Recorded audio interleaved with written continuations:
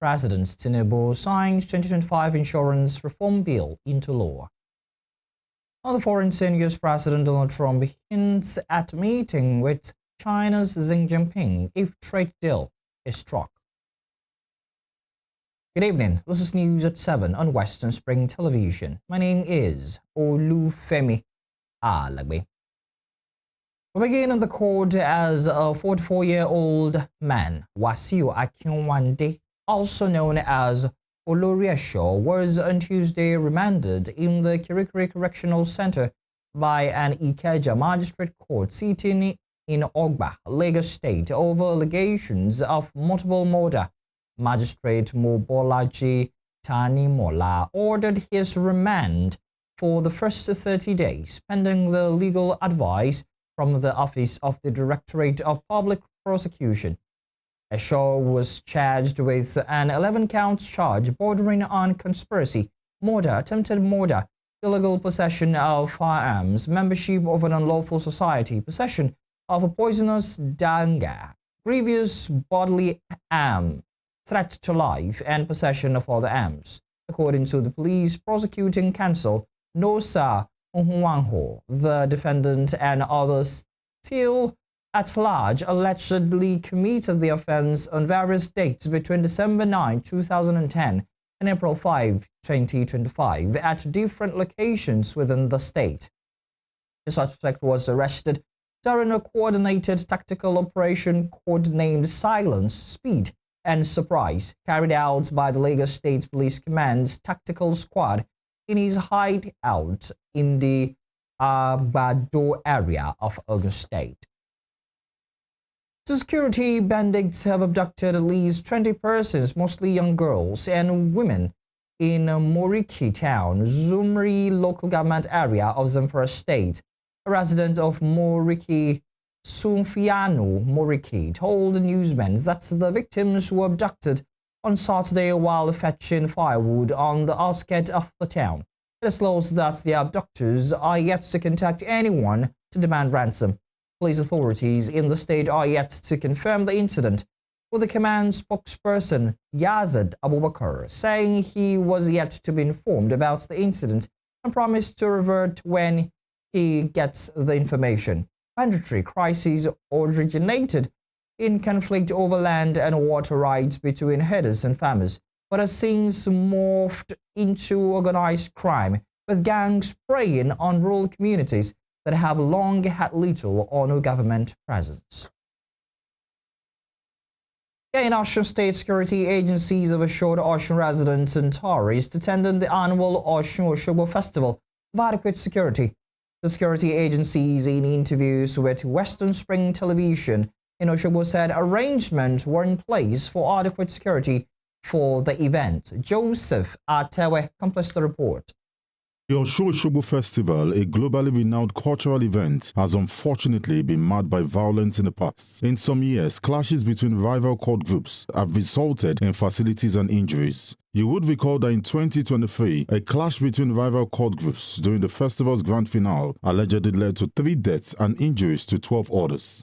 In response to this tragic incident that has marred the beautiful event for years, Osun State security agencies convened strategic meetings and implemented preventive measures to ensure that such occurrences were not repeated again. As preparations intensify for this year's Osun Osogbo Festival Grand Finale, and the state once again set to welcome thousands of worshippers, tourists, and dignitaries across Nigeria and beyond, maintaining a secure and peaceful environment throughout the festives remains a top priority for all stakeholders involved. Speaking on their readiness was the Osun State Commander, Nigerian Forest Security Service, Ahmed Nureni, who confirmed that in collaboration with both state and federal security agencies, a comprehensive security framework has been reviewed and is now in place. We have to be prepared, and we have do that. We have been prepared because we have collaborated with Nigeria Police, Civil Defense, DSS, in fact, all security agency. We are ready because we know this is not the time of joke. This festival is not a joke for the security agency. Okay. So, as you know, there are plenty bushes around, and it's forest. So many of your men will be inside those bushes, aside the security guys will be seen on the road. Yes, how many of your men? That is my area. That is where we are professional in the forest, in the bush, and we all knew that this also Osogbo festival is main. The group is inside the forest, so we have prepared. I have we have already mobilized our men into the forest. I don't know how these days just come at the same date. That is where we security, we have to be prepared, and we have do that. We have been prepared because we have collaborated with Nigeria Police, Civil Defense, DSS. In fact, all security agency, we are ready because we know this is not the time of joke. This festival is not a joke for the security agency. Okay. So, as you know, there are plenty bushes around, and it's forest. So many of your men will be inside those bushes, aside the security guys will be seen on the road. Yes, how many of your men? That is my area. That is where we are professional, in the forest, in the bush, and we all knew that this also Osogbo festival is main. The group is inside the forest, so we have prepared. I have we have already mobilized our men into the forest. But when in time of security, we don't need to maybe to declare our information or our secrets. So, but what is necessary to do, we have already done that, sir. So, I will not mention maybe the figure of the personnel that we have deployed to the forest, but we have prepared.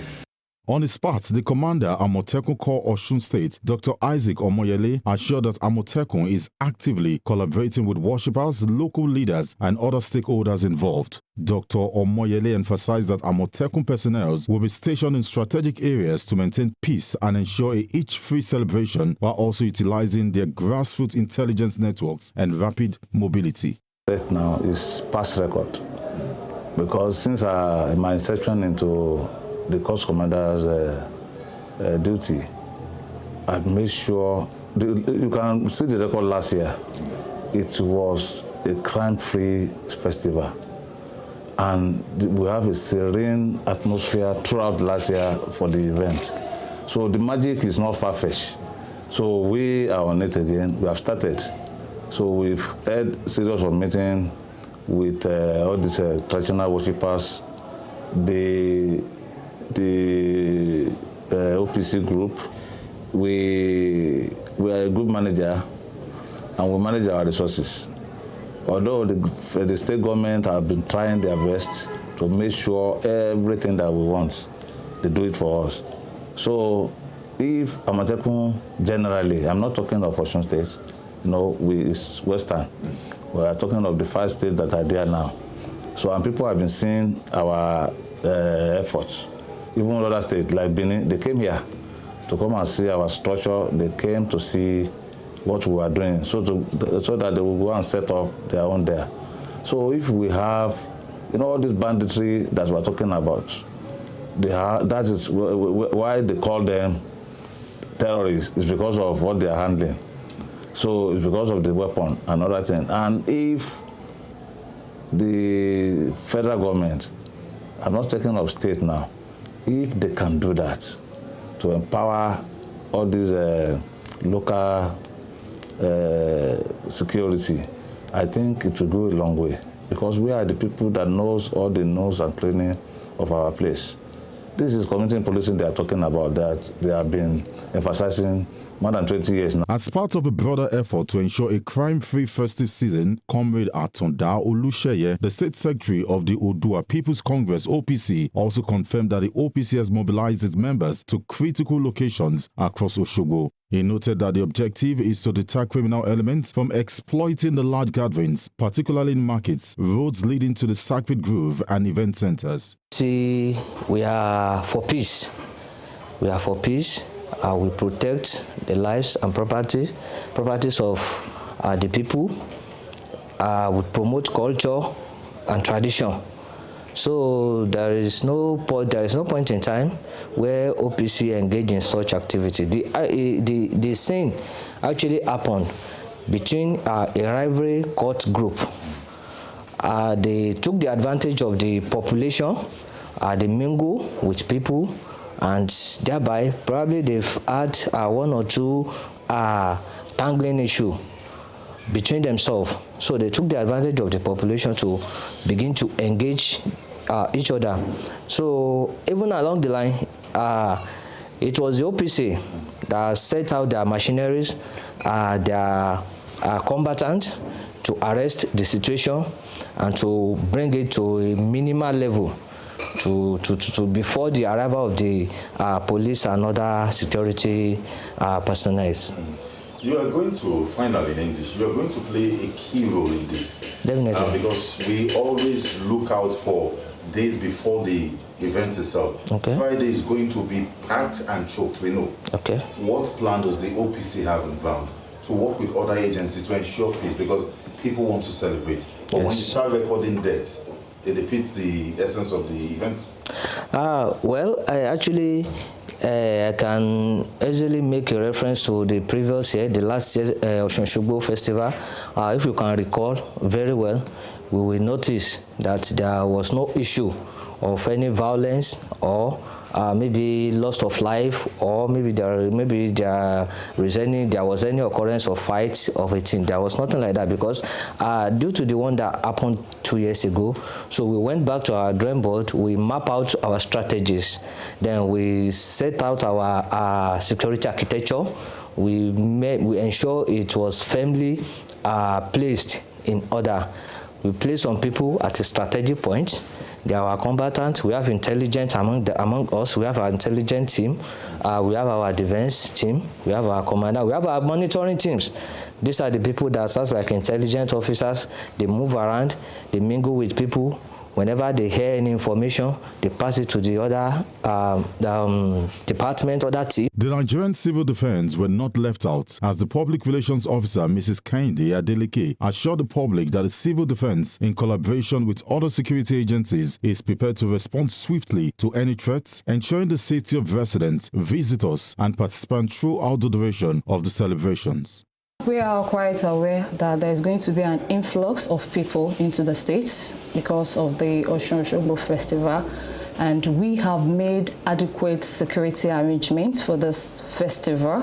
Personnel have been drawn from armed squad units. We have our crisis management personnel that will be on ground. The rapid response squad too. They are also ready for this festival. The SWAT unit, we have made necessary security arrangements, and I'm using this medium to tell our people that they shouldn't entertain any form of fear, because we are ready for this festival. Also, as we all know, the work of security is not for one single agency, and that is why we are collaborating with other sister agencies to ensure that we actually witness a peaceful festival. And the work of security shouldn't be left in the hands of security agencies alone, and that is why I also want to call on the residents of Osun State and other participants that will be at this festival, that when you see something, please say something. When you see suspicious movement, you see suspicious faces around you, it is your responsibility to also inform security agencies. We are to work together to ensure that our environment is peaceful. I also have a message for the parents at home. You know, a lot of youth will be at this festival. I want to send a message to parents to please caution your words and your children not to foment any form of trouble during this festival, because whoever is caught fomenting any form of trouble, we have him or ourselves to blame, because we did decisively with anyone found culpable.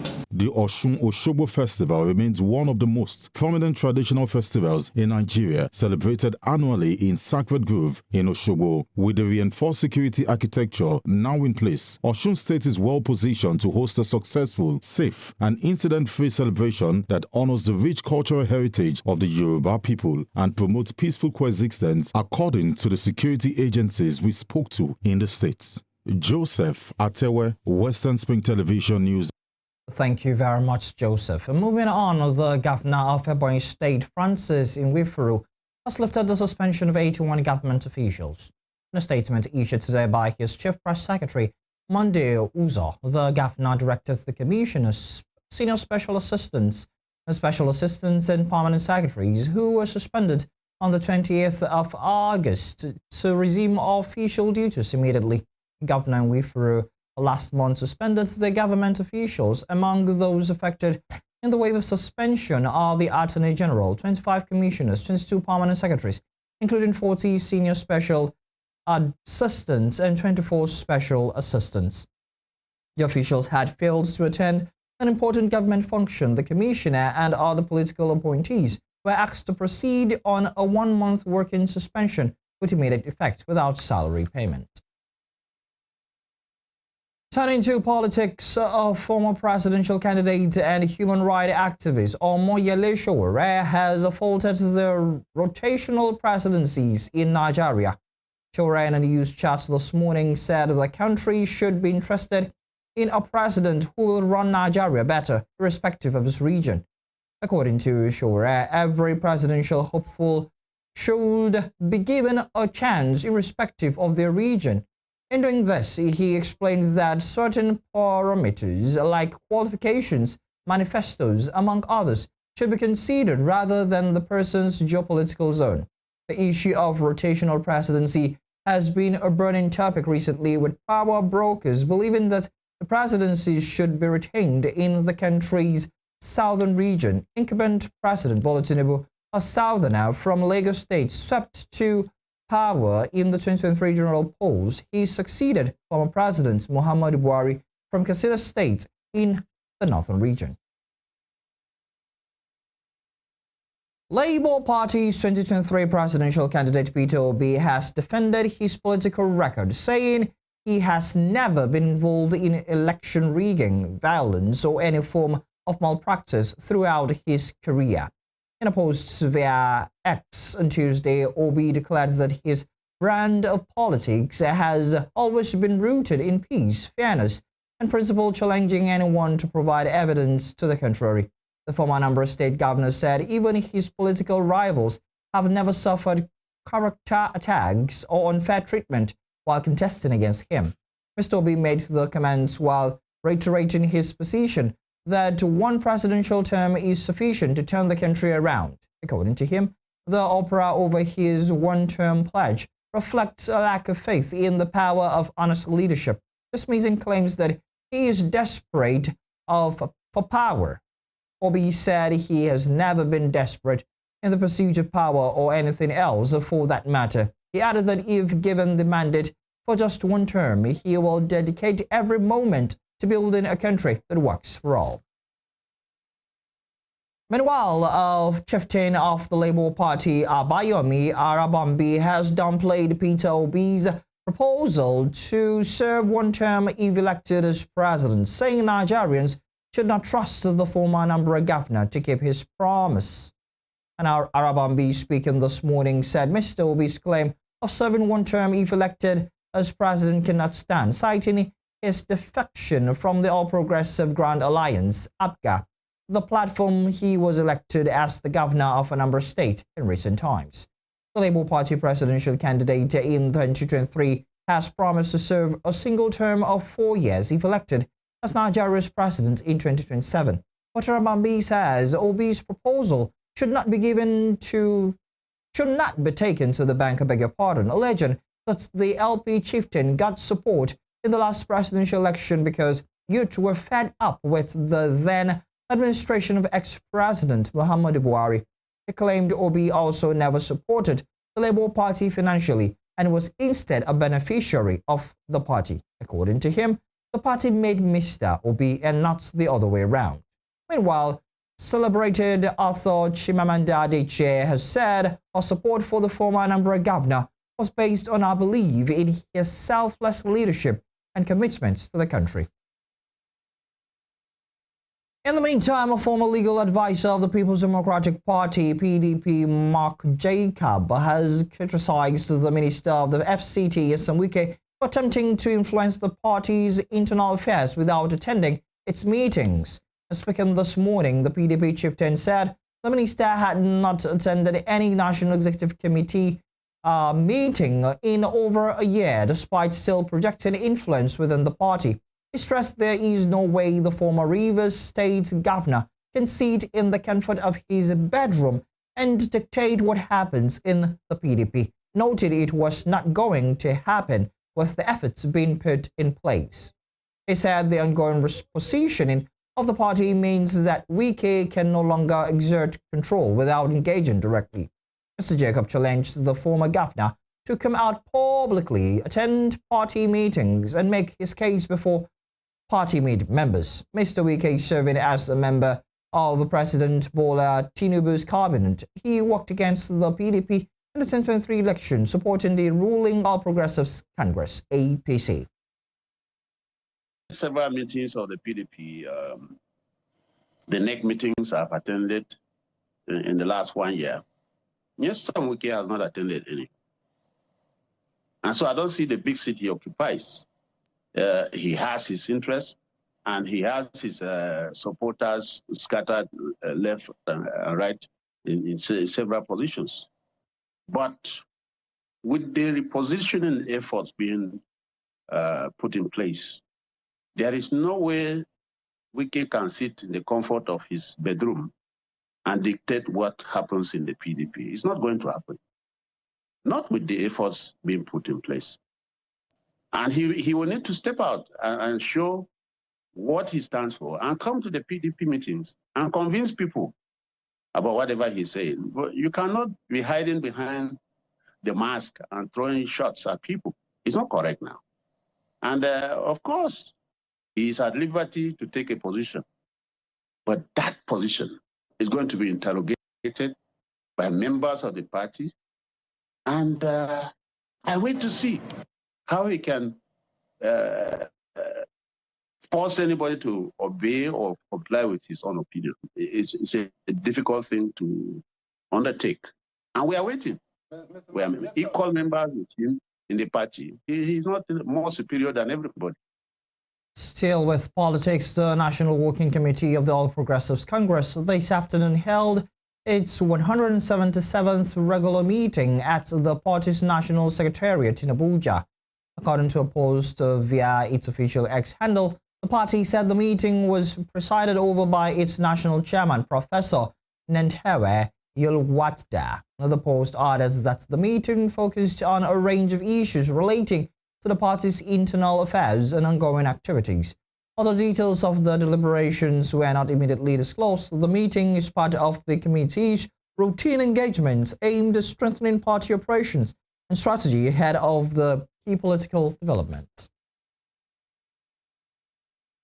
The Benue State House of Assembly on Tuesday suspended 5 members, disclosing these in a statement. The Chief Press Secretary to the Speaker, Tava Zemba, said the lawmakers were suspended for 3 sitting for tampering with the reports of the activities of the chairman, Otukpo Local Government Maxwell Ogiri, identifying them as Shimawa Turner, Matthew Damko, Cephas Dayko, Moses Egbodo, and Isaac Achelier.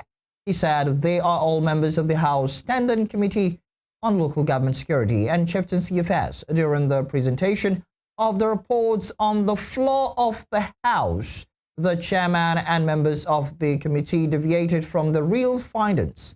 The House, dissatisfied with the report, constituted a 5-member committee headed by Honorable Iposu to investigate further and uncover the actual situation. Subsequently, the House suspended the committee members for covering the truth on the misappropriation abuse of office by the Otukpo Local Government's chairman to protect him from punishment.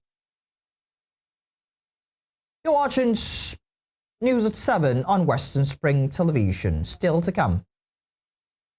Nigeria records 822 Lassa fever cases, 155 deaths in 7 months. We'll bring